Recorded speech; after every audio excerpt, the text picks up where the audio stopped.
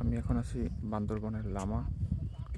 এখানে ভূমি থেকে প্রায় 1300 ফিট উপরে আছে, 1300 থেকে 1800 মতো হবে। তা এখানে যে পাহাড়ের যে একটা সৌন্দর্য, বা বাংলাদেশের যে ঘোরার মতো এত সুন্দর একটা প্লেস আছে, আসলে এখানে না আসলে আসলে বোঝা যায় না। তো এখন হচ্ছে সকাল